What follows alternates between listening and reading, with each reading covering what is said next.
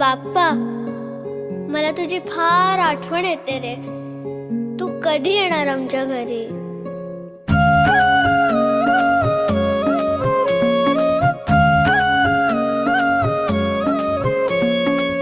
देवा तुझ्याच साठी उघडून दार, वाट पाहून झाली फार.